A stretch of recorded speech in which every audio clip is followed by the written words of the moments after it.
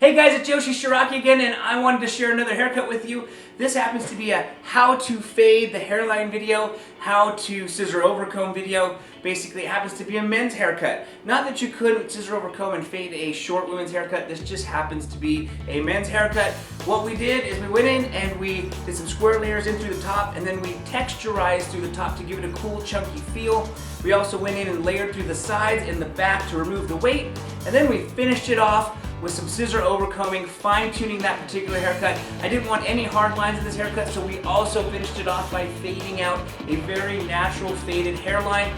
No blunt lines in the hairline. So I hope you guys enjoy this video and check it out. Okay, so the first section that we're going to take is a section from the crown to the forehead, and we're going to come straight up. Okay, and I'm going to actually establish a shape where it's a little bit shorter here, a little bit longer there. So I'm going to pull up the section, kind of angle my hands like this. Slightly long at the front. Okay, again,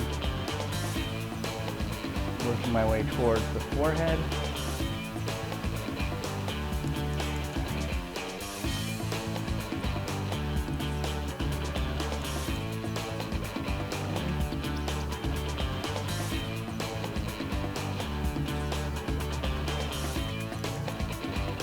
This will be the guide for the rest of the top.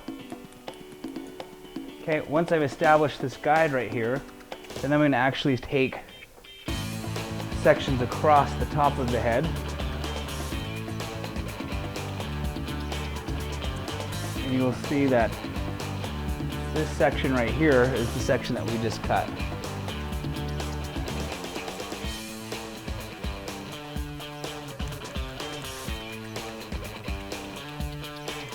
Okay, so cutting square, it's critical to make sure that your fingers are square, so you're creating a square shape. I'll just go ahead and comb all the hair in the front back, over directing to the last section.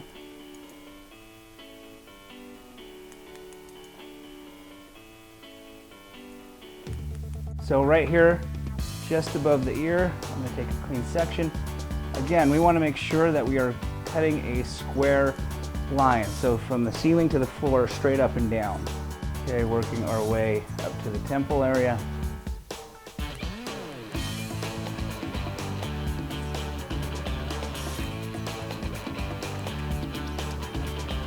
Okay.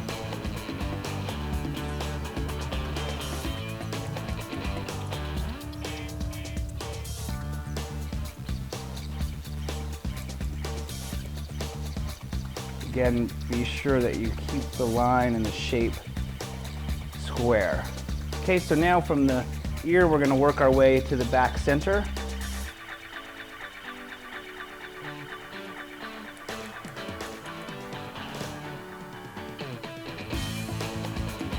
Okay, section straight down, pulling the hair out of the way. Nice clean sections. One of the things that you're going to want to pay attention to as you're cutting your client or your model is their occipital bone. If they have a large occipital bone, then you're going to want to keep that in mind so that you don't take it too tight. In this particular case, my model's occipital bone is pretty normal as far as it doesn't protrude straight out, so I can take this in nice and tight right here.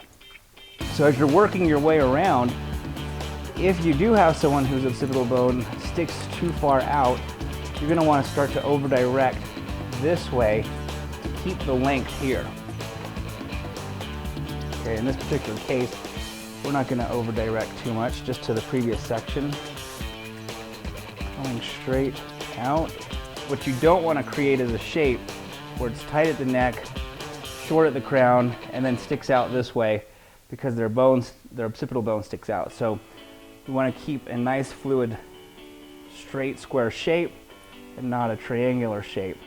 Okay, so now what we've done in this particular case is we've created a square top and square sides. So we have a corner literally right here where the square would meet. We want to slightly just slightly round that so we don't have a heavy corner right here.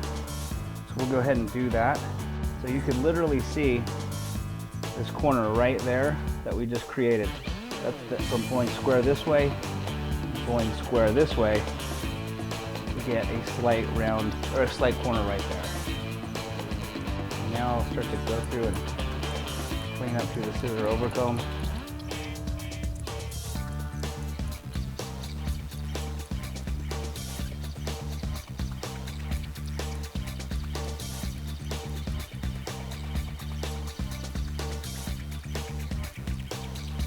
Best way to do scissor overcombs in panels.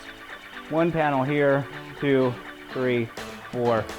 And that's usually the easiest way to have a nice result. And with here behind the ear, you might want to do a reverse scissor overcomb where you're taking your hand,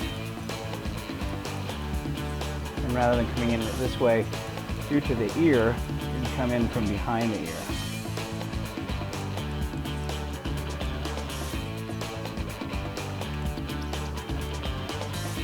And it's always critical to make sure that your comb is never angled in. It's always going straight up or scooping out so that we don't change the shape up above. Another question that I get all the time is, why do I scissor overcomb versus use clippers to do what I'm doing right now? Clippers are surely quicker. They're a great invention because they speed up this process. But the problem with clippers is when you take a clipper and you place it on their head and start to go up and cut the hair off their head, what becomes the guide to the shape you're creating is the individual's head. So if they've got a bumpy, let's say they've got bones, a occipital bone and a couple bones right here, they've got a bumpy head, your clipper follows that bump, that bumpy head, which doesn't allow you to create a clean, smooth shape. By using scissor overcomb, I dictate the shape that I want and not the individual's head and bone structure. That is why I prefer scissor overcomb versus using clippers. Clippers is great to get it done fast, remove a lot of the hair, but again, I don't get to dictate the shape that I'm going for. And like I mentioned before, this same haircut on 20 different guys might not look good on all 20, which is why it's critical that I dictate the shape for each individual's face, for each individual's head structure, bone structure. I basically cater the same haircut to all 20 different guys by refining it specific to that individual. And that's pretty much why I usually will not use clippers throughout the haircut except to basically clean the neckline. Okay, so now we need to do the hairline. This will be the only place that I will use clippers. It's critical that we pay attention to how his hairline grows. We don't want to just come in here and cut a blunt line. We also want this line to be as natural. There's two types of hairlines that are usually done, and one is when a barber will just go in and cut a straight line. And it's a very hard line and not of my preference. I like a natural hairline, faded, where it goes from no hair down here and just ever so subtly comes up to where the hair is. And so basically what we want to do is pay attention to how his neckline grows. So this hair is growing up and around, up in a circle. I don't know if you can see that, but it's going up in a circle here. This hairline, this part of the hair is going down, and over here, same thing, it's growing up. Now this we're not going to have to pay attention to because that's going to be cut off anyway. What we want to do is pay attention to the hairline about where we're going to create the start of his hair. Okay, so in this particular case, we're going to start at approximately here. All this stuff we can clean up. What I'm going to do is I'm going to take my comb and I'm going to place it in an angle. Okay, not straight across. I'm not going to create a blunt line. I'm coming down and my comb is actually in a position of graduation already. As if I was to comb hair and comb it like this, that's how my comb is. So it's short here, works its way out. Okay, from here I'm just going to come up and basically scoop through there. Okay, so that's, we're gonna have to go through and scissor overcomb a little bit more, but what we're doing is eliminating that hard line as we go through and clean up the neck. Okay, anything below the comb we can simply just clean away. Right here at the hairline, same thing. I've got my bar ring comb just like we used the red comb and went up. I'm gonna just scoop this hairline right here, placing the comb flat against the head and then starting to graduate it with a scooping motion. And you can see already right here, it's just blended. Where right here we still have kind of that line going on. That's the line we're gonna get rid of. Now in this particular case, because his hair grows, the hairline has like a cowlick where it grows in a circle, I actually came down and scissor overcombed upside down, basically. This scissor overcombing from the bottom to the top. You can also scissor comb from the top to the bottom.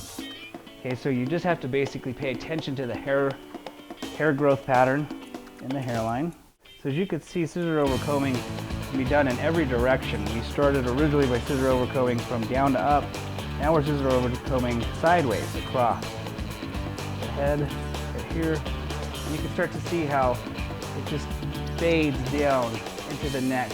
More of a natural hairline than a contrived blunt hairline. As you can see, you can definitely see the difference between this side where it's just blended, natural, faded, where we've still got a line that we need to remove right here. Okay, so now I'm working around panel. I'm going to go on these panels right here.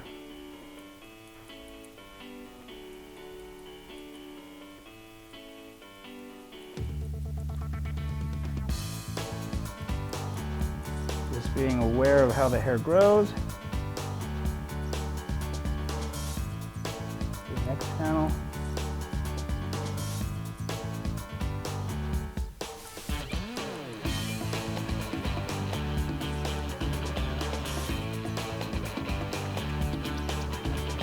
As you can see, his hair right here starts to grow towards the front, actually, towards his chin area. So I need to reverse and come back, scissor overcombing this way.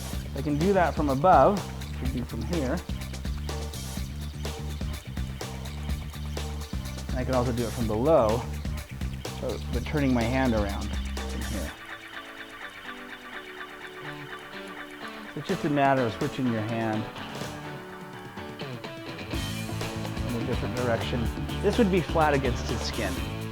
By angling my scissor out in a graduated manner, again, that's going to eliminate and avoid cutting a straight hard line. So I'm going to go through and just ever so slightly right through the hairline where the hair starts to grow right at the hairline. Again, this would be flat. I don't want my scissors flat because I don't want to create a line. I'm angling them. And I'm just going around just right there at that line and cleaning that hairline. And as you can imagine, without a comb, I mean, that's the shortest piece of graduation right there. I mean, that hair I can't fit in my scissors, that hair I can't even fit in my comb. I'm literally doing it with, I'm building the tiniest bit of graduation simply with just the scissor alone. Okay, so as you can see, what we've done is we have basically come in here and we've just cleaned up this hairline.